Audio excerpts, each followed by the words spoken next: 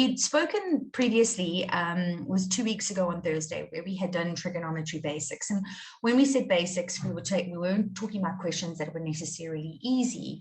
We were talking about the first questions that we would get in trig. So either ratio in terms of a letter, or a diagram where we would have to use Pythagoras, our general solution, our identity, etc., etc.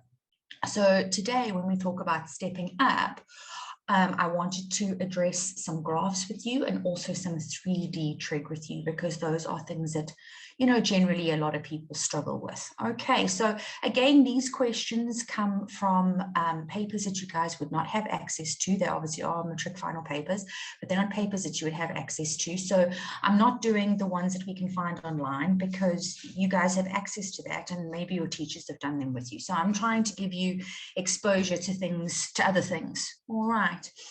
But certainly what you can expect from your final exams. Okay, so the first question that I would like to talk about is this question on trig graphs. So in 6.1, it says to us, the diagram below shows the graph of f of x equals tan x minus 45, and g of x equals 2 sine x for x equals minus 180 to 180. I don't know about you, but what I do when I'm answering a question on trig graphs is I use my highlighter, because I feel as though it really, really helps me to be able to visualize what's going on, especially because there's sort of like curves and lines all over the place. So what I'll do is I'll take a highlighter and I'll highlight the one equation, and then I'll highlight that graph in the same color. So I'm going to do that quickly, and then we can talk about the graphs we've been given. And then it would be over there as well. And then let's just highlight the other one. Okay, so g of x equals 2 sine x. Let's do that in blue. All right, and let's highlight that for ourselves as well.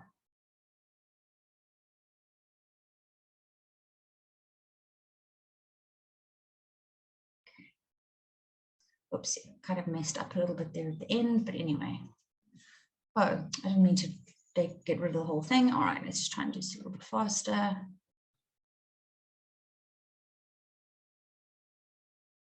There we go. Okay, sorted. So that, I think, as a strategy, works really, really well. It just helps you to differentiate between the two graphs. Okay, so when we look at f of x equals tan x minus 45, what does the x minus 45 tell us? Oh, are you not allowed to use highlighters in the exams? I've heard that, but we haven't been told that. But I have heard from other matric students that I teach that you guys are not allowed to use highlighters. That's terrible. Okay. That's strange. It is, isn't it? But I've heard from other matrics at other schools, not my school, but other schools, that they're not allowed to use highlighters. Well, anyway, hopefully you are, but let's see what happens. Okay, so when we read f of x equals tan x minus 45, what does that x minus 45 tell us? What's happened to the graph? What does that mean?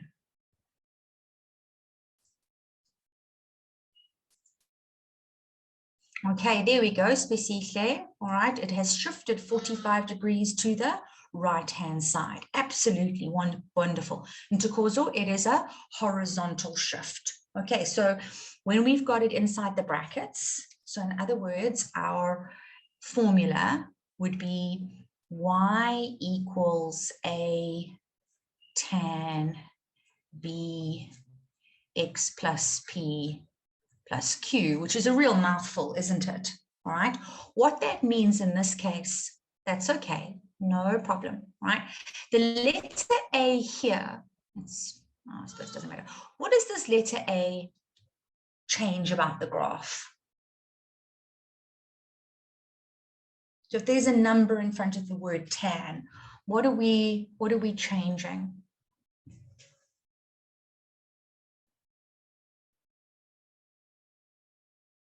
The amplitude. Lovely, Tumelin, the amplitude. Okay, so the amplitude. Okay, and what does the word amplitude mean? What does it do? If I change the amplitude, what sort of effect does it have on the graph?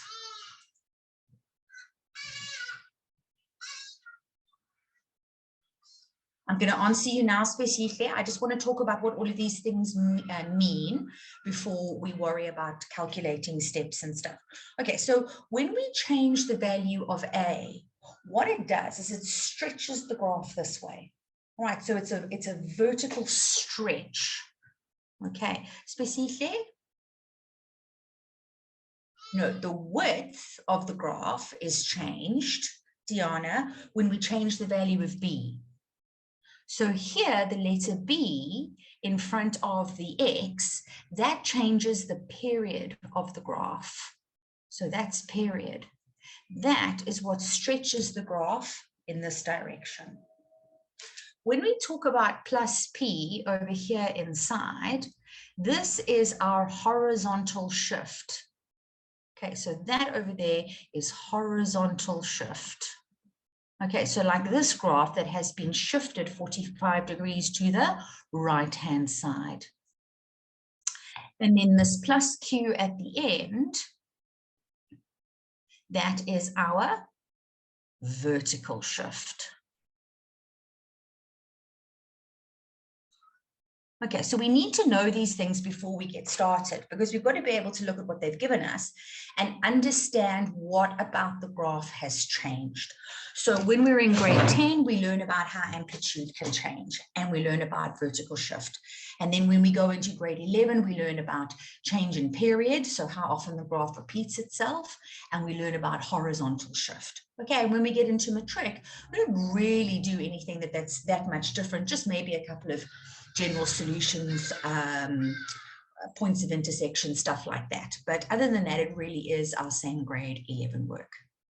Yes, absolutely. So the mark allocations are just hiding here on the side. Okay, there they are. So they're only out of 1, 1, 1, 1, and then 2. Okay, in this particular case. Right, but we're going to do another one. I've got another trig graph below this that we're going to do as well. Okay, so the first thing that they want us to do is write down the amplitude of G. So G is our sine graph. What is its amplitude?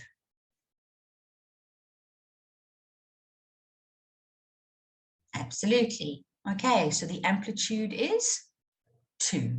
What does the word amplitude mean?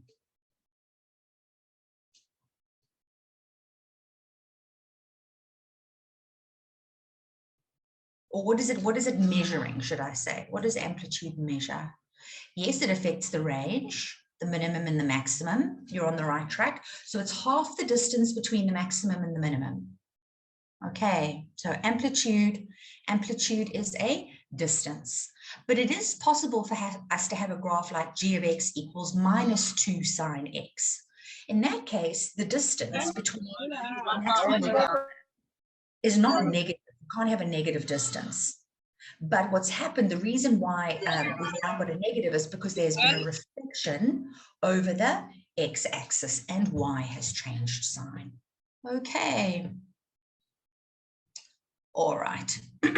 Quite right. Okay, so A is amplitude, it's vertical stretch. B is period, it's horizontal stretch or compression, depending on whether they stretch it or compress it. P moves the graph to the left and the right, and Q moves the graph up and down. Okay, everybody good with that? That's it specifically. Okay, we can change your name, that's fine. Kat, please will you change Tracy to Jaden? All right. It's using mom's name, Jayden. Thank you. Okay, good. No, it's important that you understand that intercurso, because you can't begin to answer these questions if you don't know all of these basics. Okay.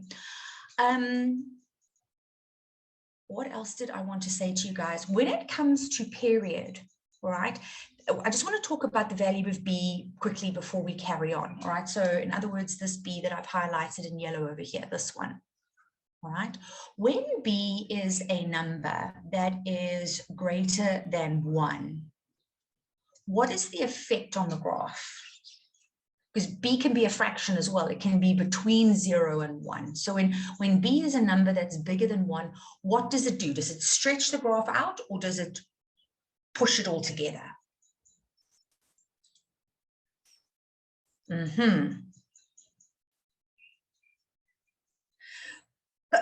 Excuse me. Okay, and then Ratitzai as well. If you can just change Ratitzai to, thanks, Kat. Yes, it does. It makes it narrower. So when B is a number like 2 or 3 or 4, whatever the case is, it compresses the graph together.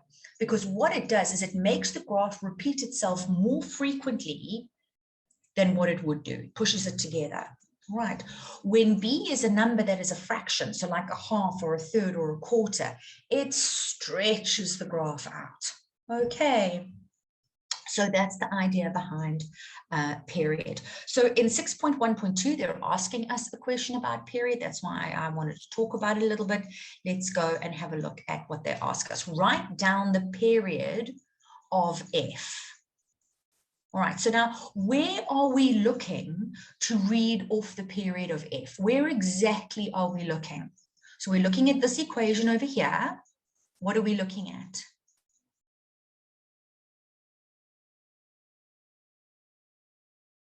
You're looking at, okay, the number in front of the bracket. Okay, so if I write something like h of x equals cos 2x, then I have changed the period, okay, from 1 to 2. Well, the period hasn't changed from 1 to 2, but I've changed the value of b from 1 to 2. All right, so that means that the graph will repeat itself twice in 360 degrees instead of once in 360 degrees. So here, there is an invisible 1 in front of the bracket. So how often does a tan graph repeat itself? Exactly. Okay, it would be 180 degrees. Well done. Okay, good job. Question 6.1.3 now. Right? They want us to write down the range for the graph of P of X. Now they start with transformations. Write down the range of the graph of P of X if P of X equals minus 3 of G of X. Okay, so what does minus 3 of G of X mean?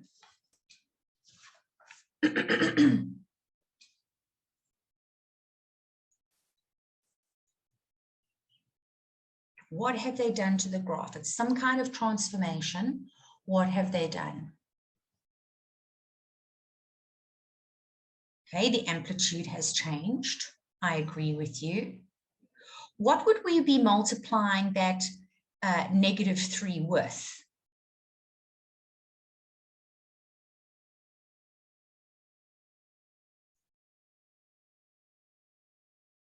With the 2, exactly. Absolutely. Absolutely. So here, what would have happened is that we would have P of X, all right, and it's negative 3 of 2 sine X. Sorry, 2 sine X.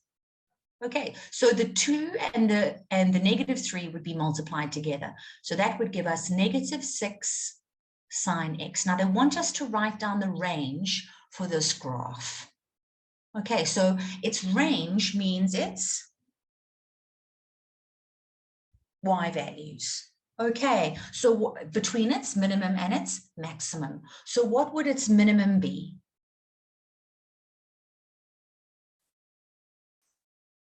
What would its minimum be? Not anymore, Tumaleng. Not anymore, Cleopatra. So if we've got P of X equals minus 6 sine X, what is the new minimum? There we go. The new minimum is going to be minus 6. Quite right. What's the new maximum going to be? What's the new max? There we go. Good stuff, everybody. Okay, quite right. Okay, so the new minimum will be minus 6 and the new maximum will be 6. Okay, so in other words, what's happened is the graph has been stretched, okay, in a vertical direction. Okay, so its maximum is now much higher and its minimum is much lower. Quite right, Camjero, minus 6 and 6. Lovely. Okay, if you wanted to, of course, the other way that you could write that is you could say that y is a number that's greater than or equal to negative 6, but smaller than or equal to 6. So either one of those. Okay, but you need to include minus 6 and 6 because they are outputs of the function. They're not asymptotes. Okay, all right, good stuff. Now, question 6.1.4. They want us to describe the transformation. So when they say describe the transformation, they mean they want us to use words, which is not something that we do very often in maths, but in this case, that's what they want from us. They want us to describe the transformation of f to h. Okay, so now remember, f is our tan graph, okay? So of f to h, if h of x equals tan 45 minus x. So how is h of x different to f of x? What's changed?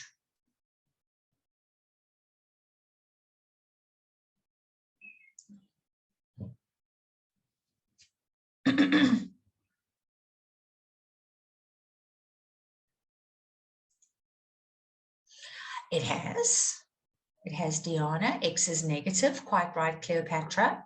So x is negative and the 45 that was negative is now positive. So now we've got to ask ourselves what we see here in h of x, what has happened to f of x to get that? What have they done? How have they transformed the graph? Because remember, the only transformations that we can take are reflections and translations. Okay, so either we can move them up and down or left and right, or we can reflect them. Okay, why do you want to add 90 degrees, Spoo?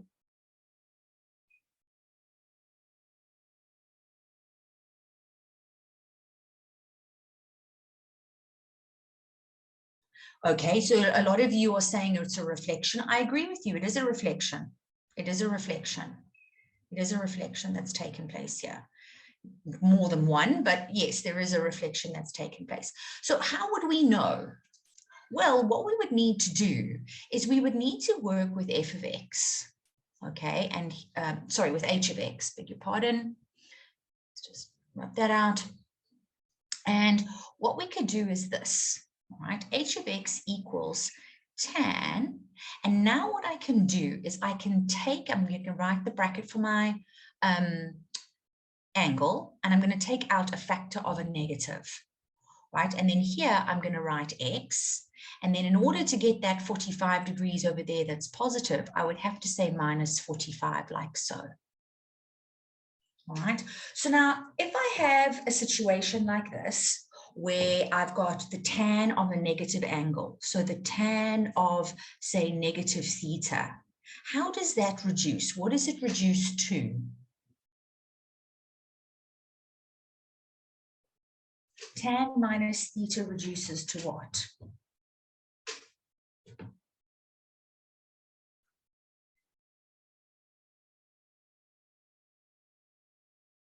Absolutely, Kanisa. It's going to reduce to negative tan theta.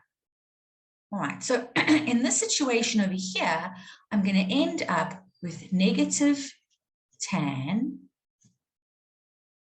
x minus 45 degrees. Okay.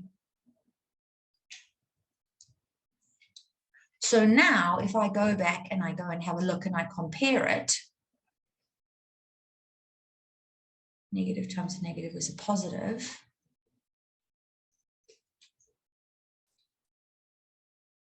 Sorry, I'm just checking my maths here. We can now absolutely minus tan theta. We can now go and compare that to what we had before. So in this situation here, what has changed sign? Y has changed sign. H of x has changed sign. So if y has changed sign, there has to have been a reflection in the x-axis. Okay, because y has changed sign. Okay, so a reflection for 1 mark and the other mark in the x-axis. Okay, is everybody happy with that? Any questions?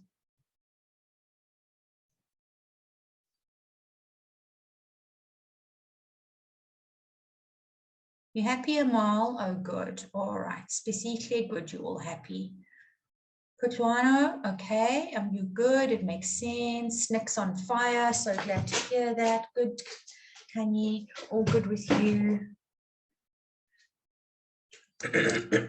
All right. I'm so pleased to hear that. Okay. So, Kat, maybe you can just chat to Kutuano quickly and just find out what they're struggling with.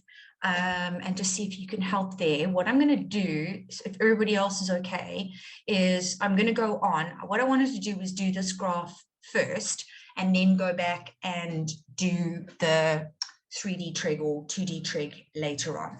Okay, so here is another question on graphs for you guys, right? So in the diagram below, the graphs of g of x equals cos 2x minus 45 and f of x equals 3 sine x are drawn in the interval from minus 980 to 270. So again, just to make things easier for us here online, I'm just going to highlight that and then highlight the graph, just to make it stick out a little bit more. And then I'm just going to highlight this one as well. So f of x is 3 sine x. Okay, so before we get started, I want you guys to tell me what has happened if we compare g of x to our original cos graph, all right, which is y equals cos x. What's changed? There's two things that have changed about g of x from your original mother graph. What's happened? Can anyone explain that to me?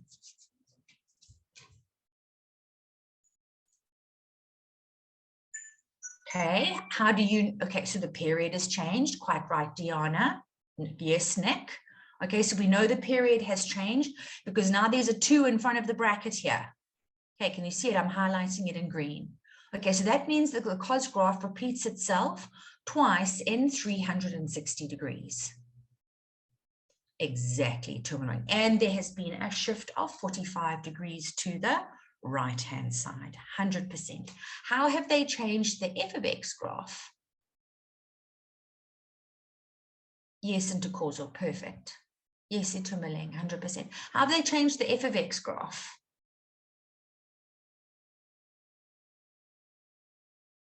Amplitude, absolutely. Okay, so it's been stretched. Okay, normally it would have a maximum of 1 and a minimum of -1. Now it has a maximum of 3 and a minimum of -3. Okay, good stuff. Okay, so can you see when you learn these things, it makes sense to you, you know exactly what's going on in the picture. All right, so in 6.1.1, again, they ask us to write down the amplitude of f. All right, so in 6.1.1, they want us to write down the amplitude of f. All right, what is the amplitude of f? Okay, amplitude, guys, not range, amplitude. There we go. Good, everybody. It would be 3. Quite right. Lovely. Very good. 6.1.2. Okay, determine the value of x in the interval between -90 and 270, for which f of x minus g of x equals 3. Well, what does that mean? What does f of x minus g of x equals 3 mean to us?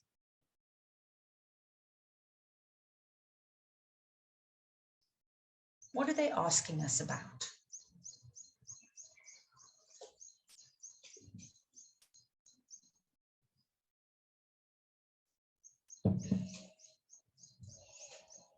Does anybody know? What does f of x minus g of x equals 3 mean? Not when the x values equal 3, Diana, but good try. What does f of x mean? What is f of x? F of x is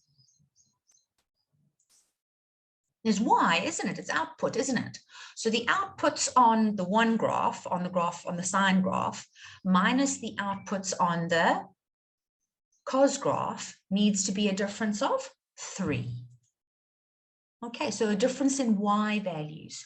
So if we go and we have a look, Where is the difference in the y's? You see, okay, that's what it means. You've always got to ask ourselves, what does this mean? It means output on F minus output on G. The difference between the outputs is 3. So at which values of X is this happening? Where? There you go, Itumeleng. You got it. You got it. Well done, 100%. Okay, so the difference in the outputs is at 90 degrees. Brilliant. Okay, because here, okay, for those of you who at 90, right, G of X has an output of 0. At 90 degrees, F of X has an output of 3. So 3 minus 0 would give us a difference of 3. Okay, very nice. So it's going to be where X is equal to 90 degrees. Okay, good. You see, all right. Why would it not be at either negative 90 or 270?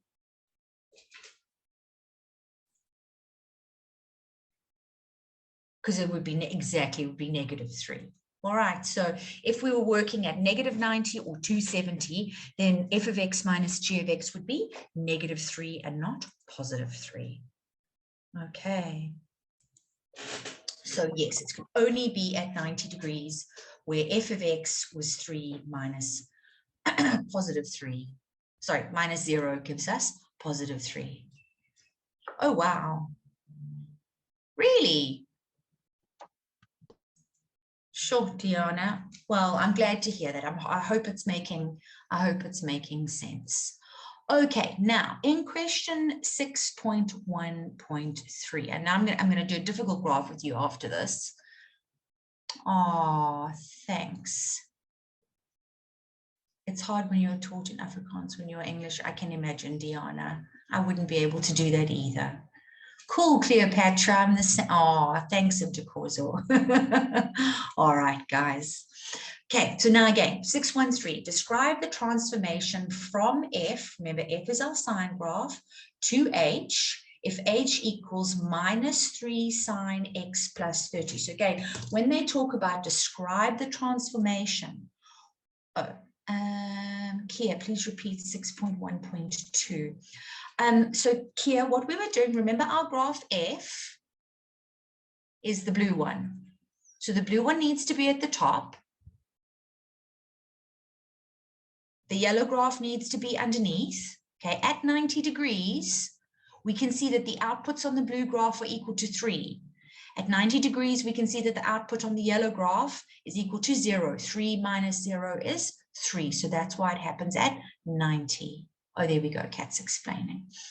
All right. So what has happened to f of x to get h of x? What does the minus in front of the 3 represent?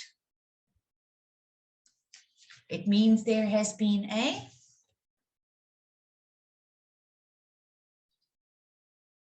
we haven't narrowed the width. Remember that happens, Diana, when we change the period. Okay, we haven't changed the period.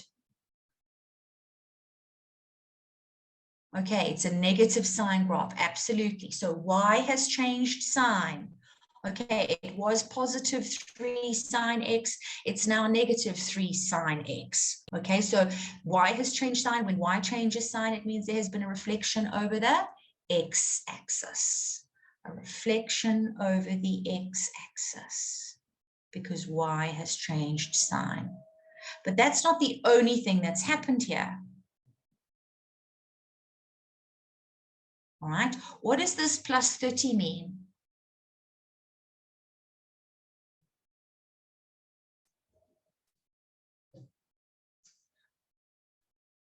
What does that represent for us?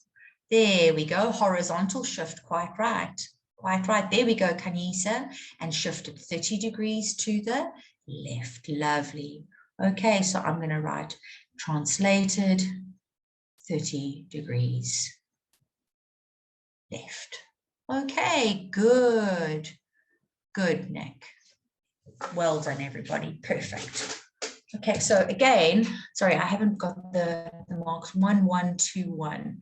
Okay. Let's do the last one, and then we can go and do something that's a little bit more difficult. All right, 6.1.4. Let's just move this back over here because I can't see all of that. Okay, 6.1.4. Hence determine the values of x for which h will be a minimum over the interval from 0 to 90. Right, so what does the word hence mean?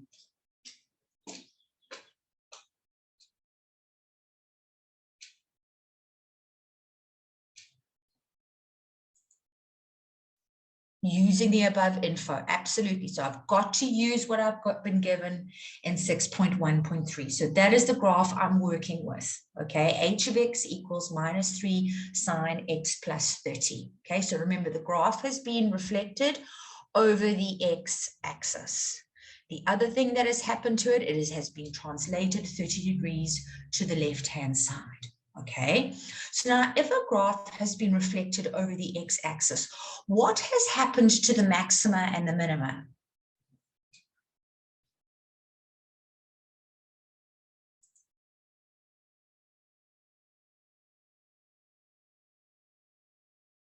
Okay, so what I'm saying to you is this. If you look at the blue graph that's on the screen at the moment, right, it currently has a maximum at 90 degrees of 3. So at this point over here, we would say that the coordinates are 90 and 3. That would be its maximum. Okay, but if I go and I reflect it over the x-axis, then this maximum is no longer a maximum. It's now going to be a minimum. This point is now going to be sitting over here, all right, at 90 and minus 3. So now they've asked us to determine the values of x for which h will be a minimum. So we want the minimum possible value of h between 0 and 90. But now remember, the graph hasn't just been reflected over the x-axis. It has also been shifted 30 degrees to the left-hand side. So this point has now actually moved in this direction. And if it's moved 30 degrees to the left, it's now sitting at 60 and negative 3. Does that make sense to everybody?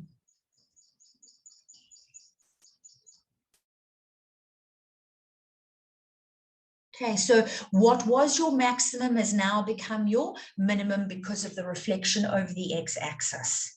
Okay, but it wasn't just reflected over the x-axis, it was also translated to the left-hand side by 30 degrees. All right, so what we want to do is we want to identify that point that is going to be our new minimum. So when we reflect over the x-axis, what was our maximum is now our minimum, and what was our minimum is now our maximum. Okay, so that's why I went and I focused on my maximum point, because I knew that when I reflected it over the x-axis, it would be my new minimum. I've just got to shift it 30 degrees to the left-hand side. Okay, and when we understand the questions like that, so would you minus 90 by 30? Yes, you would say 90 minus 30. Okay, changing the sign of 3, Nick, is when you reflect it over the axis. Shifting it 30 degrees left is when you subtract 30 degrees from 90 to get 60. It's okay, Diana. Okay, does that make sense now, Nick? Okay, so the value or values of x for which it would be at a minimum, would be when x is equal to 60 degrees. Okay. All right, are there any other questions?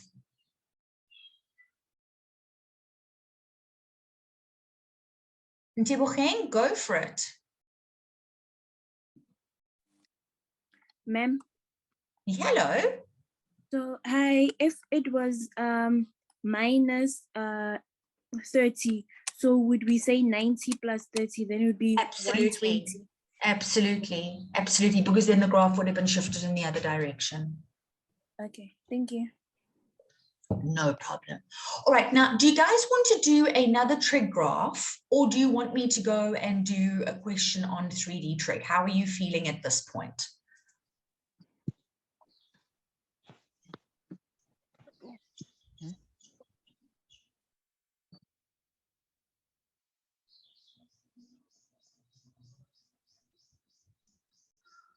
You want me to do the 3D trig? Okay. Okay, all right. Okay, so a lot of you are saying 3D. Okay, yeah, it's just because I've noticed it's already 25-2, so that's why I thought we might try the 3D one. Yeah, all right, then let's get into it. And if we've got time, then maybe I can do that last trig question with you. Okay, so here we have a vertical pole. So it's AC is our vertical flag pole, and cables are attached from A, which is the top of the flagpole, to points B and D on the ground. Okay, B, C, and D are in the same horizontal plane. So in this situation over here, what I'm going to do, it hasn't been shaded, but this over here, this triangle, is your horizontal plane. All right, they've told us that the height of the flagpole is X meters, so we've been given that. And the angle of elevation from D to A is theta degrees. Okay, so that's going to be that angle over there, that is theta. And remember, this is our horizontal plane that I'm busy highlighting in gray right now. Okay, so the first thing that they want us to do is they want us to determine the length of AD in terms of theta and X. All right, so all the information that they've given us is already on the diagram. So now what we want to go and do is identify which triangle we are going to work in. Now, before I jump into this and start carrying on, I just want to point something out to you guys, right? When it comes to 3D trig, okay? Either you are going to work in a triangle that is right angled,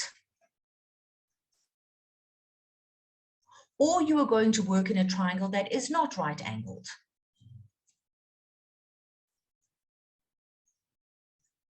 If you are going to work in a triangle that is right angled, you are going to use your basic trig ratios. Okay, so in right angled triangles, we use basic trig ratios. And by that, I mean sine theta equals, okay, now we're going back to grade 10 here, opposite over hypotenuse, or cos theta equals adjacent over hypotenuse, or tan theta equals opposite over adjacent. Those are your basic trig ratios, right? They can only be applied to right angled triangles. If a triangle, exactly, Sokotoa, if a triangle is not right angled, you cannot use the basic trig ratios, so you have to use one of two things. Either you're going to use the sine rule, okay, and you can calculate a side or an angle, depending on the information that you've got, or you can use the cosine rule. And again, you can calculate a side, or you can calculate an angle, depending on the information that you've got. The other thing is that in right angled triangles, if we wanted to calculate area, we would use half base times height, because those are the two sides that are next to the right angle. Okay, if a triangle is not right angled and they want us to calculate area, then we would have to use the area rule. Okay. So that's just a quick crash course. All right, let's go and have a look at the information that's been given to us. All right, so where is AD? So AD is this side over here. Right, I'm just going to highlight it quickly. I'm sure you can all see it. It's this one here. Right, so that is effectively, is it in a right angle triangle? Is side AD in a triangle that is right angled? Yes, absolutely. All right, quite right. So we're going to use basic trig ratios. Okay, what side does AD represent? Is it in comparison to where theta is located? Is it opposite, adjacent, or is it the hypotenuse?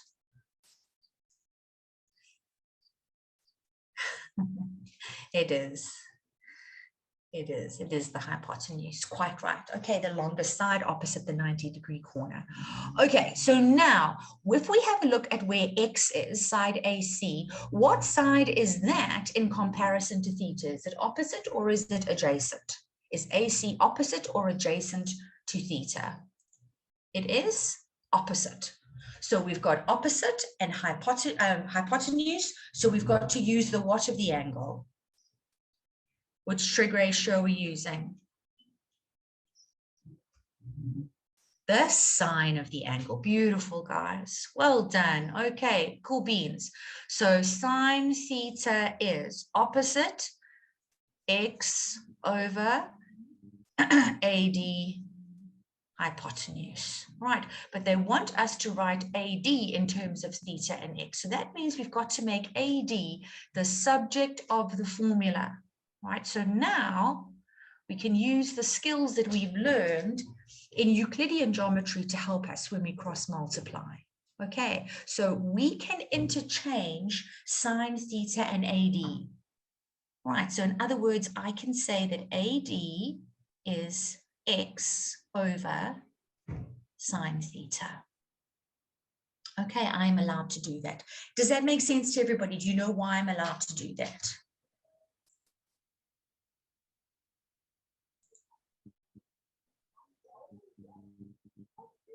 Nope, not wrong at all. Not wrong. Okay, cool, Kanisa, cool, Diana. All right, so that makes sense to you. Understand, Cleopatra, cool. Cool, Ntokozo. All right, lovely. So there we go. 6.2.2 now. Right. If the cables AB and AD are equal in length, so AB and AD are equal in length. So in other words, that over there and that over there are the same. And BAD, right? So BAD is this angle over here. That's BAD, is 2 theta. Show that BD equals 2x meters. So now my question to you is, whenever you read any of these questions in 3D trig, you are asking yourself, which triangle am I working in? Is it right angled? Is it not right angled? If it's right angled, I'm going to use basic trig ratios. If it's not right angled, I'm going to use the sine rule, the cosine rule, or the area rule. So which triangle do you think question 622 wants us to work in? Oh, you guys are so clever. Quite right. ABD. There we go. Beautiful. Okay, so it wants us to work in triangle ABD. Beautiful, lovely, well done. So there are actually 4 triangles on the board, even though we think we can only see 3. All right, so it's this big triangle over here. Okay, and we're using the sine, the cosine rule, all right, which is really awesome that you guys said that, because we've got the 2 adjacent sides and the included angle, and the side that we want is opposite. So you're quite right that you identified it was the cosine rule. So essentially what they're asking us to do is they're asking us to solve for BD squared. All right, so BD squared, let's put this down on paper. So BD squared is going to be equal to AB squared plus AD squared minus 2AB AD cos A, essentially. Okay, my cosine rule. And of course, you know your cosine rule is on your formula sheet. All right, so we're going to leave BD squared as it is, because that's what we're trying to solve for. And now we want to substitute in AB squared. So remember, AD and AB are the same. So we know what AD is already. It means we know what AB is as well. Okay, what I'm going to do here. Oh, sorry, guys. I just want to get rid of this, so that I've got space to write. You guys can always come back at another stage and come and watch the video again if you needed to. Okay, where are we here? Okay, so sorry, my cat's just jumped up here to come and say hello, so I'm trying to get him to not interfere with everything. All right, so AB we know is x over sine theta, and that's got to be squared, right? And we know the same thing about AD. It's also x over sine theta, and it also needs to be squared. Minus 2 times, and then again, we've got x over sine theta times x over sine theta. And then here we've got the cos of 2 theta. Is everybody happy with that? Is that making sense? I'm just going to move my equal sign over here to the left-hand side so I've got more room. Okay, remember there are 3 terms here. Okay, so that minus 2 times everything up to the cos 2 theta is a single term.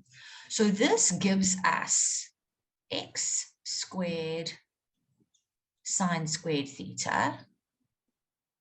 But there's 2 of them, right? So I can call that 2 x squared sine theta. Is that making sense to everybody? So I've squared the terms and I've added them together.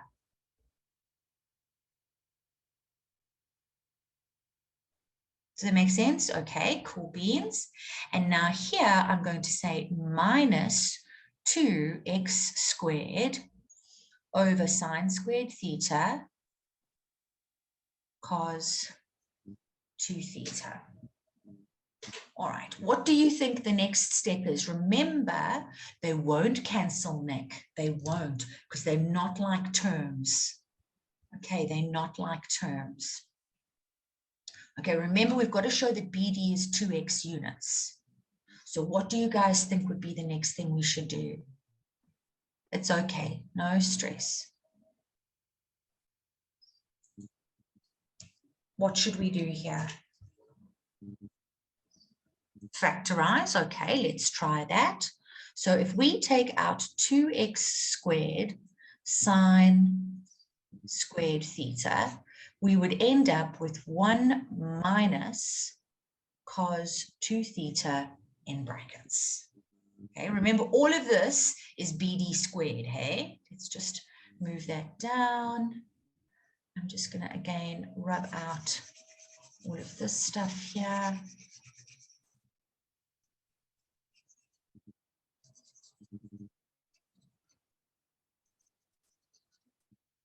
All right, so remember, I haven't written it, but this is BD squared. This is BD squared. Okay. Okay, that is an identity. Okay, 1 minus cos 2 theta. What identity is that? What would you use in this case? Remember, it's cos 2 theta, it's not sine squared theta. You don't have your formula sheet. This is why you hate trig. No, Nick. We're all good. We're all good. All we've done is substitute in, and now we are factorizing. Hang on a second. Maybe I must go and grab a formula sheet. There we go.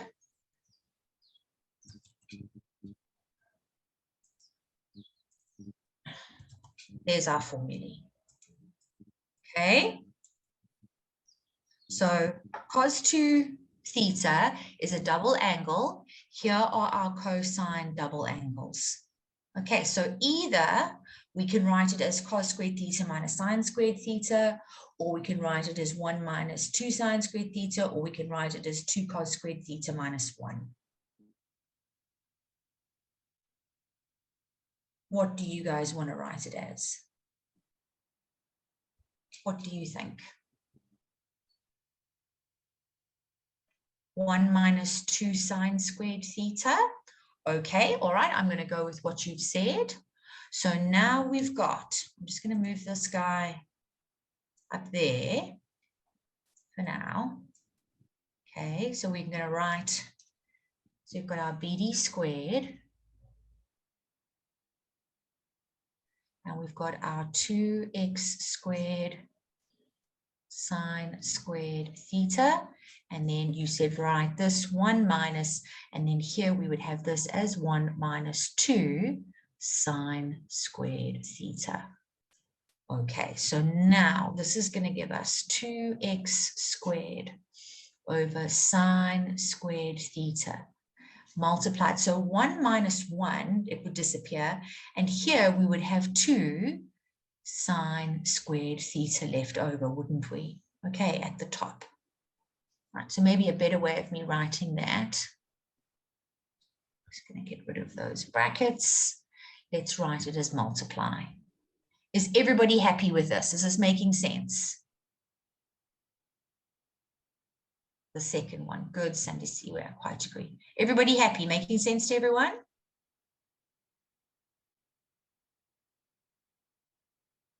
Are we all good? Yes? Okay. All right. Let's just check if we're into causal. Yes, yes, yes. Oh, good.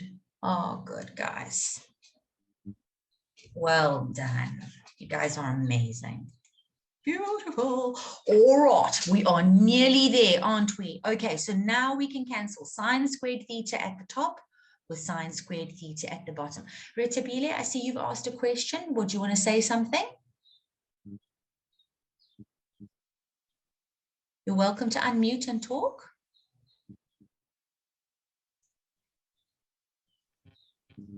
Ma'am, can you please Yes. start over again? From where? From 2 alpha squared over 2 sin theta multiplied by 1 minus cos 2 theta. All right, I'll go back and I'll explain that with pleasure. I just want to point out to everybody else who's understood what I've done so far, we're now at the final step. Okay, so we would have taken the square root here and the square root there, and then we would have been able to say, well, BD would be equal to 2x. Okay, that's where it comes from. Okay, all right, so now I see that we've got about 5 minutes over. If you want to go and do the quiz and say goodbye, you're very welcome. I'm just going to go back to this point over here and explain to Retabile if there's anybody else who wants to just listen to that explanation again. Isn't it 4x? Isn't it 2? Wasn't it 2x? So I think that's, Cass, have I made a mistake? Nope, that's correct. Square root of Is that 4. correct? Okay. True. All right. Faheen, go for it. You're welcome to unmute. Can you please repeat 6.2.2 again? I didn't understand this. I'm going to. Okay. So just bear in mind, I've got to go to that other class. Okay. But I will explain again what I have done. Are you okay with me subbing into the cosine rule? Yes. All right. And then when I get to this point over here that I'm highlighting in yellow, I cannot take the second term away from the first because they're not like terms. So I have to factorize. I'm taking out 2x squared over sine squared theta out as the highest common factor. And I'm left with 1 minus cos 2 theta in brackets. Mm-hmm. Then in my next step down here, I am rewriting cos 2 theta as 1 minus 2 sine squared theta. Okay, which is an identity. Okay, it's my cosine double angle identity. And then in the next line, what I've done is I have removed these brackets. That bracket and that bracket are now gone. So 1 minus 1 becomes 0, and a negative times a negative gives us the positive 2 that we see over here. Okay, sine squared theta. And now that I don't have any more terms, I can cancel the sine squared theta at the top with the sine squared theta at the bottom. I can multiply 2x squared with 2 and get 4x squared, and then I can take the square root on both sides. Okay,